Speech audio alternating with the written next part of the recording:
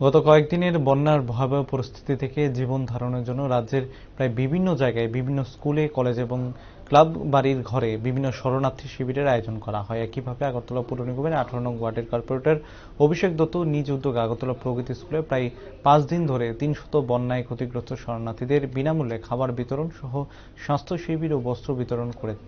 তাতে করে এক প্রকারের খুশি প্রকাশ করেন শরণার্থী শিবিরে থাকা লোকজন। পরবর্তী সময়ে সাংবাদিকদের মুখোমুখি হয়ে কর্পোরেটর অভিষেক দত্ত বলেন, বন্যায় ক্ষতিগ্রস্ত মানুষদের কথা চিন্তা করে রাজ্য সরকার বিভিন্ন উদ্যোগ গ্রহণ করে চলেছে। একইভাবে আগরতলা পৌর নিগম ও ক্ষতিগ্রস্ত মানুষদের কথা চিন্তা করে বিভিন্ন উদ্যোগ গ্রহণ করার চেষ্টা করে চলছে একের পর এক। তাছাড়া তিনি বলেন, এই শিবির ছাড়াও বিভিন্ন শিবিরে তিনি ক্ষতিগ্রস্ত মানুষের কথা চিন্তা করে বিভিন্ন সাহায্য সহযোগিতার হাত বাড়িয়ে দিয়েছেন।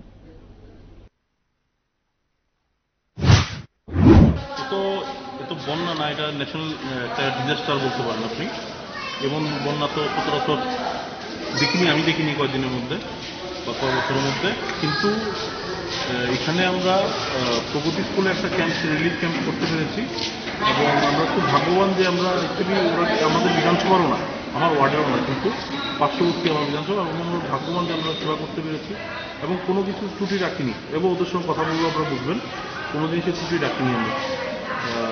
এবং দাদা ছিল, তারা সব কিছুই আমরা দেওয়ার চেষ্টা করেছি, হেলথ ওয়াইজ, খাওয়া ওয়াইজ, জামা কাপড় ওয়াইজ, এভরিথিং উই বেরোচ্ছে। এখন কালকে বলে যাওয়ার পালা ওদের, আজকে শেষ, আজকে লাস্ট দিন।